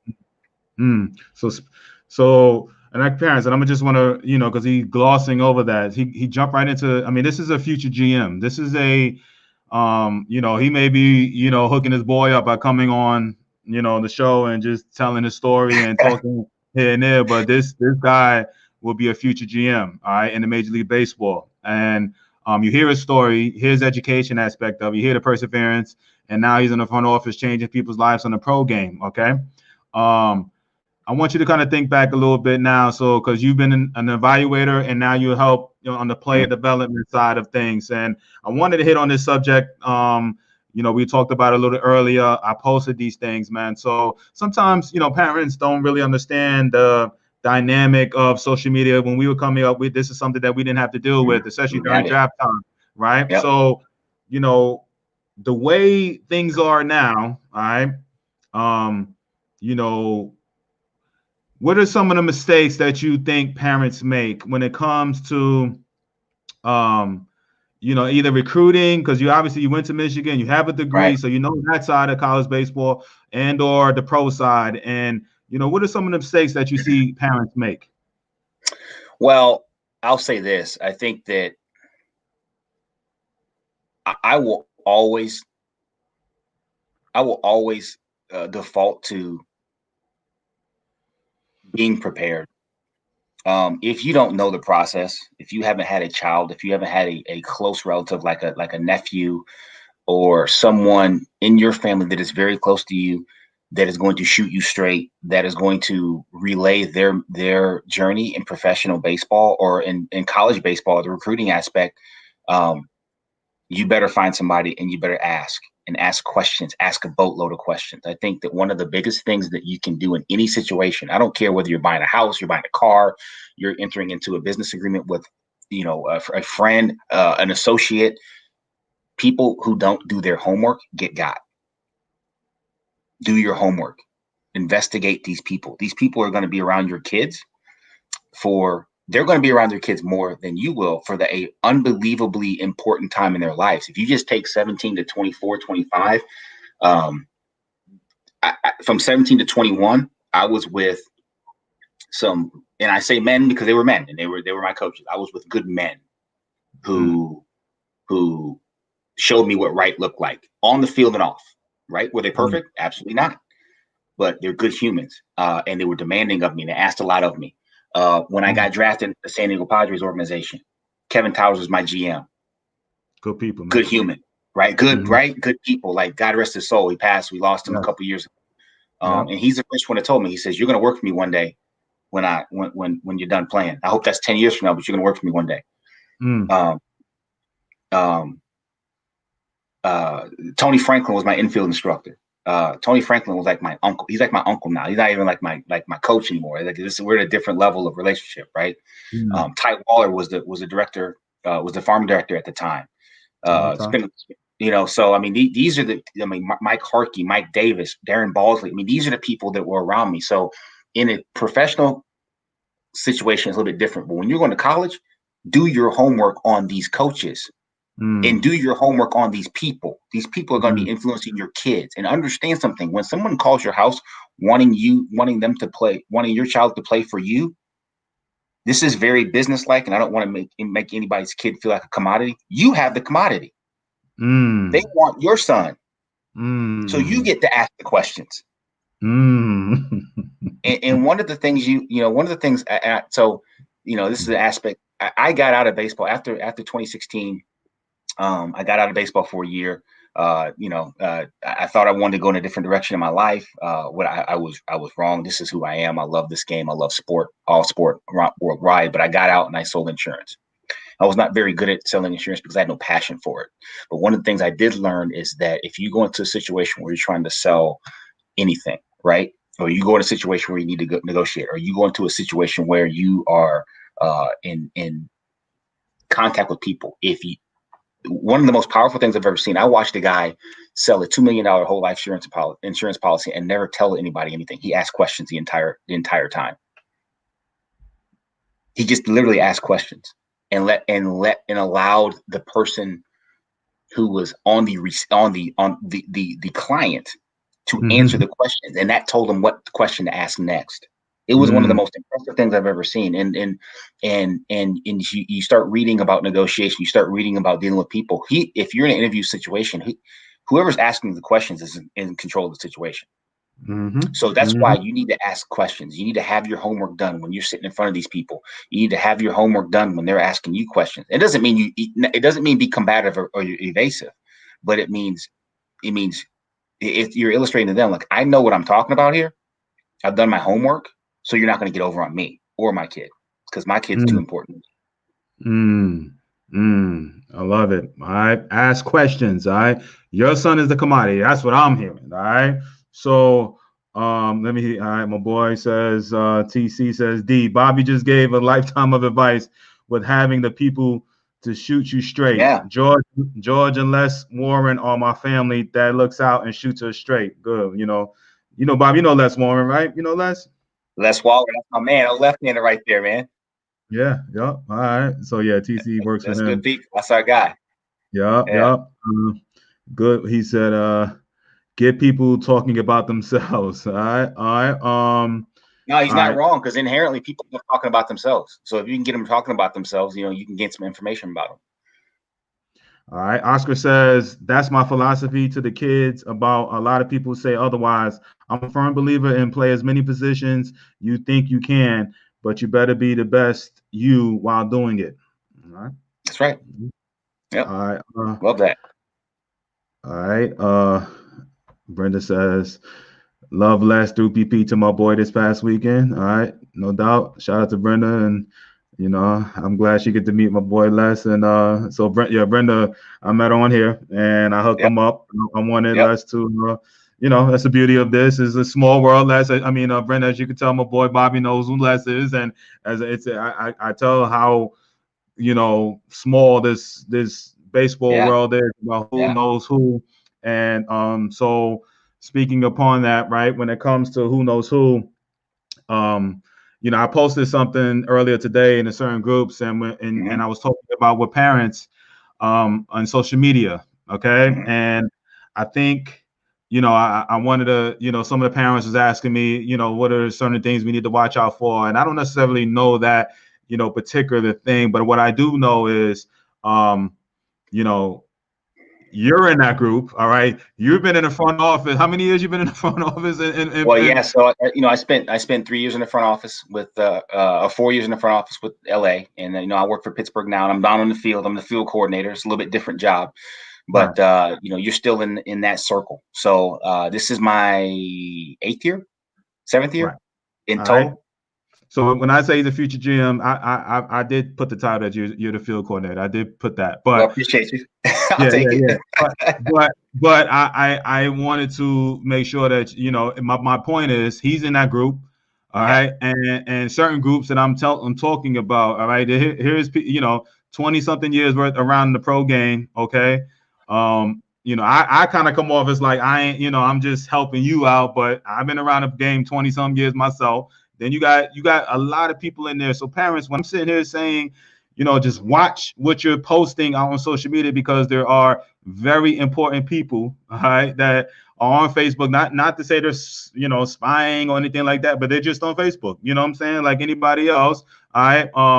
Looking to connect, we could reconnect or look at something, whatever, on different social media platforms. And God forbid, all right, where's a baseball group, parents and all of that, and it's supposed to be positive, and you're posting negative stuff that potentially, and Bobby, you've been at this a lot longer in the pro game, a lot longer than I have, since we both retired around the same time playing wise.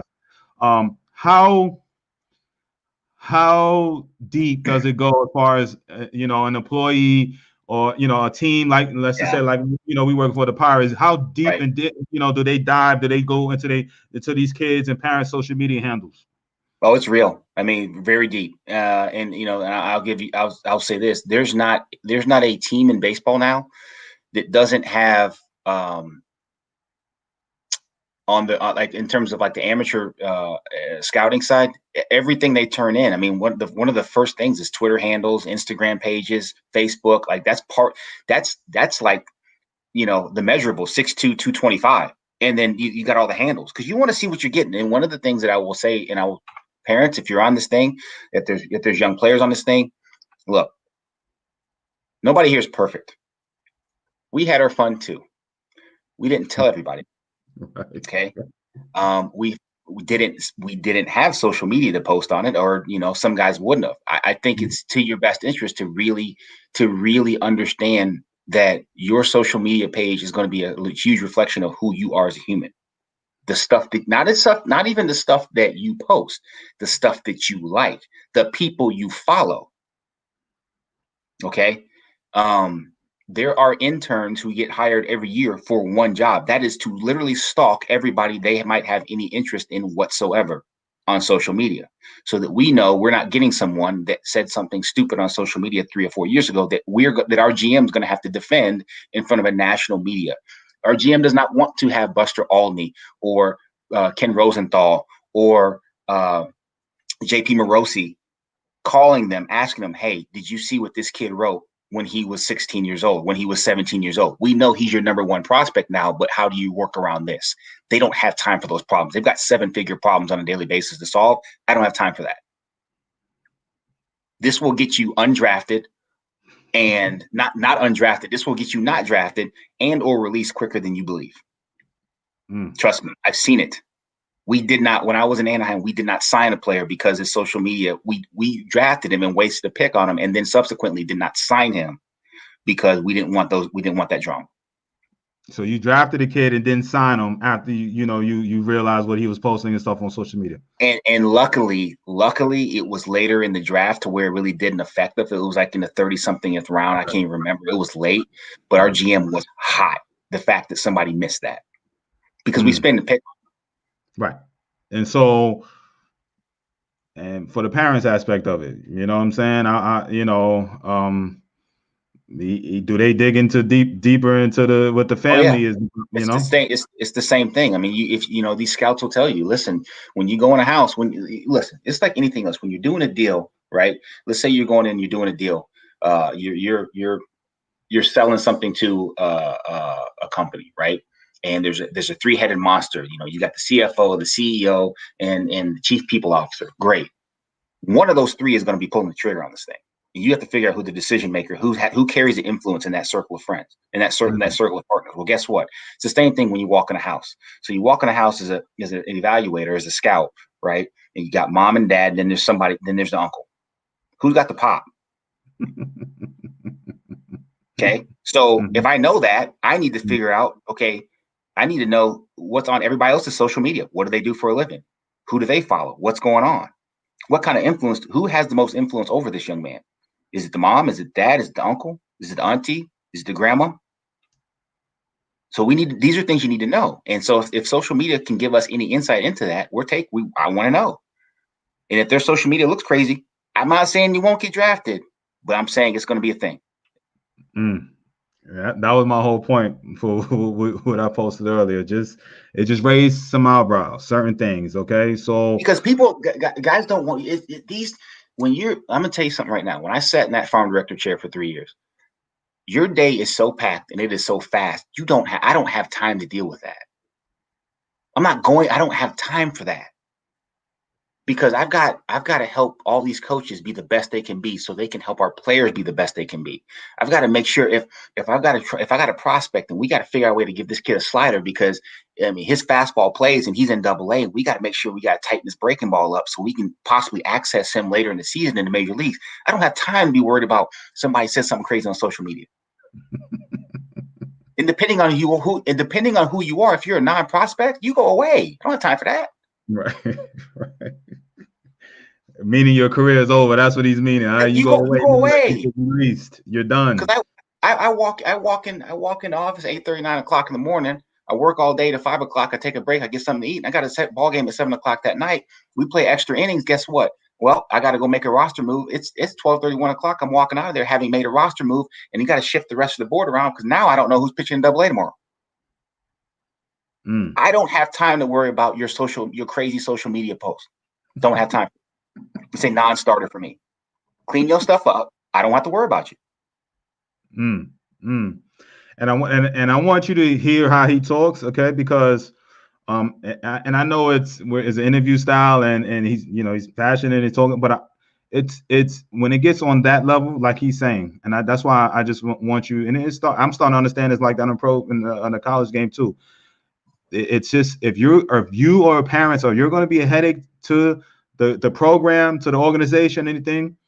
There are 5 other, and again, if you're a stud, they got a little bit more leash. Okay, different. That's it. That's right. Whether it be right, wrong, or indifferent, that's how it goes. Right. But if you're not, you go away. You go away. And that's how simple this game is. And it's very heartbreaking. Guys are, their careers most of the time, and that's actually on that level where he's talking, are over.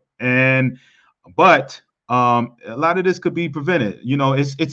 He's telling you his story, how hard it is to make it. You know what I'm saying? He's telling you how hard it is for him, his story, how to make it. So why make it so much tougher? You know what I'm saying? Doing something so stupid, because it's really extremely hard to make it to the major leagues. It really is. You know what I'm saying? So for you to go ahead and have your career ended, we could share stories of guys doing dumb stuff in our day coming up that ended their careers and stuff like that. But just a simple post, or from you parents, you know what I'm saying, posting something that may even it may end your kid's career way quicker than it needs to be. You know what I'm saying? So that's all I wanted to kind of hop on. Bobby, man, it's been a blessing. We've been chopping this up, man, and wealth of knowledge. I got to get you on again, man. But I would love for you to, if you could, all your years and everything, man, give a message to these parents that's listening in. I mean, you've been giving great nuggets. Your story is amazing. I think that was alone worth, the time spent just to hear the perseverance that goes along with making it, man. I just, Lonnie says, look at Lonnie. She's something else. I tell you what. Yeah, Lonnie, I don't know who she. I'm gonna be honest, I don't know who she is, right? But I don't reached out her twice to try to get her on here, right? So me and Lonnie got beef. She don't even know it, but me and her got beef. Okay, so we're about to fix that. I'm about to. Right. I'll shoot her a text like, Lonnie, you need to go on with my man D, and we gotta make this happen. Well, we got Lonnie Murray. So for the purpose of Lonnie Murray, she is a very high-powered agent in the world of professional baseball. She's got guys in the big league. She's got guys knocking on the door. She is big time. She don't play that. And she's first of all, she's a tremendous human. She is doing her thing in a man's world. This game is let's be real. It's white and it's male. And Lonnie is out there killing it and doing right by her players. She's not gonna take any stuff, and she's also not gonna take any stuff off her players either. So Lonnie is a good human, good people, really great professional, baseball professional, and we got the right one. I know who I messaged. I already know who I was reaching out to. So now we don't put it out there. You got to get on the show. All right. Yeah. That's what that is. So, but I can't say enough about her. She's a really good. I heard great things about it. That's why I wanted, and then the whole female aspect of it, being an agent out here. Real. I definitely wanted to get on. You know what I'm saying? So, but we'll make that happen, Lonnie. I'm glad you're listening in because. You like I said, we got beef over here, and you don't even know it. But so if you could, Bobby, I know I kind of got sidetracked when Lonnie came on here, but she says, I'm crying. Thank you, Bobby. The feelings are mutual. All right, no doubt. All right, good stuff over here. So but Lonnie, like you said, we have parents over here that want to hear from you, Lonnie. Okay, so I think it'll be dope for you to to join me on here. All right, so I'll get the information. We'll make this happen. So anyway, Bobby, man, I know we've been going hardcore on this, man, but making said go back and listen. Boyce is his son, Cedric Mullins with the Baltimore Orioles. Yeah, no, I liked him, man. I saw him last year. I went in there. I went to. He was in Bowie last year when Altoona was in there. I was in there. I was like, and he put it on us. I'm glad he's had the success he's had. Very good. Yeah. He's. I've seen him the last couple of years. I know he's been, just doing what it takes, just up and down. Got to hang in there. You know what I'm saying? And that's the life. You know what I'm saying? So I need to get him on too. So yeah, he'll be all right. He can do some things. Yeah, he got the skill set. I seen him play, man. Nice player, man. So, so Boyce, if you could, man, get your son. I'm hooking this the rest of this week up. If you could, Lonnie, I'm reaching out to you. There you go. Bobby, everybody in, right? You know what I'm saying? So Lonnie, I'll be reaching out to you. I know we LinkedIn and also on Facebook, so I'll be reaching out. And then Boyce, if you could, man, get your son on here, man. I'd love to hear from him and share his story. And again, people need to hear, you know what I'm saying? It's very few of us that make it. And, I would love for Boyce to come on and in general, but tell that story. But I'd love to hear his story. Boyce said will do. I definitely tell him to reach out to me. But anyway, Bobby, if you could, man, we hit on a lot of key points over here, man. But if you could take us on out, man, I would appreciate it, brother. Well, first of all, D, I appreciate you, brother. Your genuine love for the game and your love for the players that you coach at every level. It's infectious and it's obvious, man. And I appreciate the work that you've done to bring some light to people that don't necessarily have a pathway to hear some of these things. I think that's important. Like I'm an education information person. The more education you can have, the more information you can arm yourself with, the better chance you get. I'm happy to be on here anytime. Happy to advise you and help you in any way. Get as many people on here that can help our greater baseball community. But my story, it was one of perseverance. It was hard. There were a couple different times where I wanted to shut it down and do other things, but I had some great advice. And I appreciate those people who stayed in my corner through thick and thin, because it wasn't always great. There were some ugly times in there too. But if you love this game, here's one thing I do want to impress upon everybody listening. 8% of people who sign professional baseball contracts get to the big leagues, right? Less than 3% of that 8%, so less than half of that 8%, right, are going to get past arbitration. 1% of that are going to make life-changing money to where they don't have to do anything and retire rich people, not wealthy rich, right? When you're playing baseball, you are constantly working plan B. You're working plan B. That's not plan A. Plan A is what you do off the field, because you're going to spend much more time in your life not in cleats and a uniform than you will. I played 14 seasons of professional baseball, 2 up and down in the big leagues and 2 in Japan. I didn't make life-changing money. I did well. We did fine, and got in, and thank God for that. But I retired at 34 years old. I was a young man, and I was intelligent, and I knew that I was going to have a long time to work and do other things outside of playing this game. So I prepared myself. My parents prepared me for that eventuality. So plan A is always going to be linked through education. You don't have to go to college. You don't have to go to Ivy League schools. I went to Michigan. It's a very good school, but find a pathway to get your education. That is plan A. Plan B is baseball. Make no mistake. You can work them in reverse, but plan B is baseball. Plan A is education and setting yourself up to do other things. We have teammates, D, we know guys that drafted out of high school, didn't really finish school, but they've done enough. They're killing it. They're killing it in real estate. They're killing it in other aspects where you don't necessarily need a college degree to advance. There's ways of doing this thing, even if you sign out of high school or you just go to junior college, where you can be very successful in the second phase of your life. But understand something. Plan A is always going to be education and preparing yourself for what's next. Plan B is baseball. You can work them in reverse, but don't make any mistake about it. The likelihood of you making life-changing money to where you don't have to do anything after you retire it's winning a lottery ticket.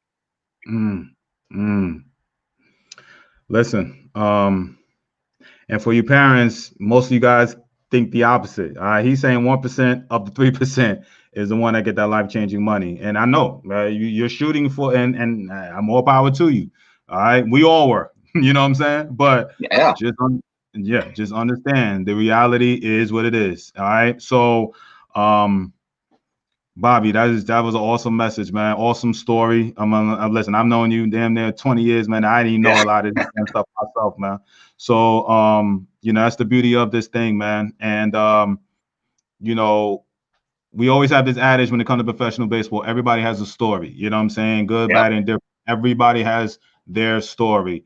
And that's what I'm here to do is share stories of people that, my people, my family that that I help that I feel will help you in the long run, okay, with their story. And I know Bobby's story it's going to help you. It's helped me. I mean, just hearing the story gave me goosebumps when you talk about the perseverance and the mindset it goes to these assassins. These are assassins. These are trained assassins. Most guys that are in professional baseball, they're trained because this is their livelihood. This is all they worked hard for. Mm-hmm. All right, regardless of your first round or 35th round or 14th round, whatever, they're trained assassins. Meaning, like, I'm out here to take. We friends and we cool. We dap you up and all of that. But I'm here. I gotta live. I gotta get this paper. I gotta hang on to my career. That's the life. That's the. I remember. I'm gonna tell you this quick story. I was married there during my playing career, and I remember telling my wife at the time. I said, "Listen, here's the deal, right? Don't be in the stands, kikiing it up and being jokey with pitcher wise." She's like, "Why?" I was like, "Because there are teammates now, but who knows what might happen next year, 2 years from now." I said, "You want a Louis bag?" His wife wanted a Louis bag too. Don't be up here making friends with them. Ain't nobody trying to. Nah, there's gonna be none of that. You don't be friends with pitcher wise. Now, there's some tongue in cheek in that, but there's some truth to that. Nah, they don't be friends with them, right? Because he's gonna be trying to strike me out in 2 years when we play on different teams. I'm not with that. I have to generate enough. I have to have enough hatred in my heart for him and everything he stands for at the time. So don't be friends. I'm not feeling that. So that's where I was. You talked about trained assassin. I had to generate that for me to be effective. Hey. I'm laughing like crazy because I was speaking to one of my moms that listens to me here. I hope she's listening in because I was talking about our son yesterday as a pitcher. And I said, and I basically was saying in a nutshell, he's a two-way player, but I'm like, his future is in pitching. And I said, listen, I'm like, you see it all day and everything. I actually called Stevie about him yesterday. And I said, but bottom line is this. I said, she was like, well, he did it. I said, I'm gonna be honest with you. I didn't want to say her name, but I'm like, I could care less about pitchers. I hate pitchers. You know what I'm saying? I'm like, right? I could care. And I said, that goes back to my pro days. I'm sorry that she started. Yeah. All right, Nadine, you hear? And she's here. She hears me saying it because I told her this yesterday. All right. I told her that yesterday. I said, listen, I hate pitchers. You know what I'm saying? And I said, it just goes back to my pro days. It's just, you're just taught to hate those guys. And I said, because they're taking food off your table. So that's it. I just, so it's funny you just say that, Nadine. I hope you understand. My boy just said the same thing. He just basically piggyback how you're trained when you're playing the game. It is what it is, Okay. I just, it's funny. And Lonnie said, preach. All right, no doubt. So, listen, I just, I'm so happy that, sometimes I'm out here, coaches and stuff. We're talking recruiting and all of that. But, this man is in front of future GM, like I said, played in the major leagues. Great story. And truth be told, let's keep it 100. Young black dude out here getting it in this professional baseball world. So, kudos to my dude, man, for doing it. I guess I'll see you in a few months, man. And but listen, man, we are tomorrow. I'll be on 4 p.m. Lonnie, I'll be reaching out to you. Hopefully, voice will get the sun, set on here, man, and we'll be filled during, for the rest of this weekend. This knowledge out to you, man. I love Lonnie. I can't wait to get an agent on. I've been talking about the agent game. I have not had an agent on here. On all the hundreds of guests that I've had on here, I've never had an agent on here. So you'll be the first, and I know you got a great story. I can't wait to hear it. Yep. So I look forward to speaking with you. I know my audience will enjoy it too. So again, so real fast, the Waco Showcase, November 21st. If you are in the Texas area, make sure you sign up for that. I am having that free webinar on how to pick the right travel organization. So if you're interested in something like that, just type in interested. It goes back to my fan page and type in interested, and I get that link out to you for that free webinar. And that's basically it in a nutshell. I all the selling, and then one of my longest interviews, but I love it, man. That's my guy, man. We could be on there all day talking, man. And it's the only time I could get him on the phone anyway, man, is when I got to bring him on to the show, man. I've been chasing him down for weeks to get on here. So so it's cool, man. Bobby, I love you, my brother. I will be on here 4 p.m. tomorrow. All right, man. See you guys, man. Take care. I mean, y'all be good.